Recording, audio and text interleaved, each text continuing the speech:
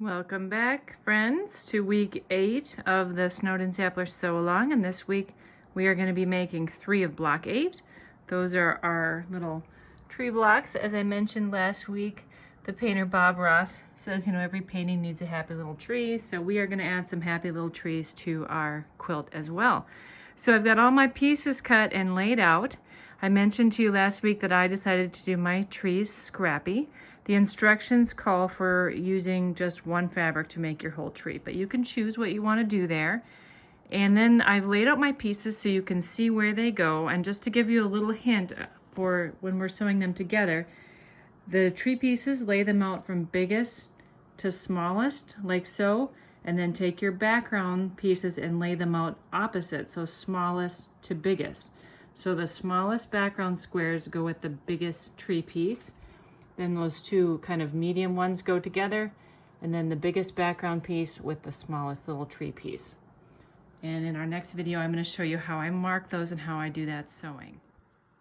All right, we're ready to start with step 1 of assembling our tree. And we're going to use the folded corner technique again to attach our 4-inch squares to our 4 by 10.5 inch tree piece here. So I mentioned 4 different methods that you can use to do that. I mentioned those last week, so you can go back and review those if you want to. I have taken my pen that I talked about and marked diagonally from corner to corner here.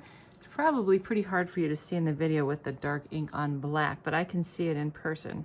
But you're going to lay it this direction, and you're going to sew from corner to corner using that line. You can also, if you don't want to draw lines, you can take your folded corner clipper ruler that we talked about last week, and you can go ahead and trim first and then sew later.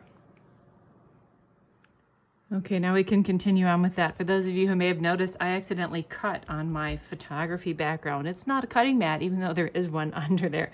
So that's why my cut didn't go through very well, and I now have a nice little slice in my background. But I choose to video it on this if possible, or to shoot the video with this white background so you can see a little bit better than a cutting mat. So anyways, you can go and try those 2 methods and see what works better for you. If you're going to do this method, just make sure you don't stretch that bias out as you sew, because it is very stretchy. If you're at all concerned about that, then you'd want to do this method over here. Now when we get to our next rectangle, we have our medium-sized green rectangle and our medium-sized background rectangle. Now these hang down a little farther. Do you see that? So when it comes to establishing where this point is, you either need to take a ruler and measure down 3.5 inches and mark it, or if you lay it down on top of your green piece with just a little bit of it showing here, like that, I can see right where that intersects and just draw that line right there, and then slide it back over when you're ready to sew. Now you can also do the method with the folded corner clipper. Again, you're going to have to kind of see where that green is underneath there, because you want your ruler perfectly even with the edge of that green, and then even with this corner up here, and then you're going to make your cut like so. So there's that piece ready. Let's slide those down and let's get ready for this piece. Now we have an even larger rectangle here, and again you're going to need to see 3.5 inches down to establish where that line begins, and then draw from that corner to corner. Then you're going to sew on that line, and after you do that side, then you'll be able to come on the other side, because these are going to overlap here. So that's why you can't do them both at once like we did in this step down here.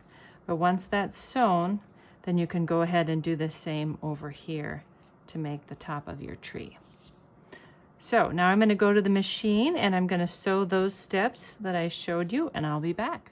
I've got all my folded corners done on my tree, as you can see. And I guess the only thing I want to point out is if you've been sewing it accurately, you're going to have 1/4 inch from the top of this tree point to the edge, so that when you add your background piece up here, you don't end up cutting off your tree point. Otherwise, those are really easy to put together. Then you're going to be sewing your trunk with your background pieces together. Then you can assemble these by sewing them together, then add your trunk, and then there's also going to be a background piece at the top. And when you're done, that block should measure 10.5 by 14.5. So there's our finished tree block. It should finish at 10.5 by 14.5, and you can go ahead and make 3 of those for this week.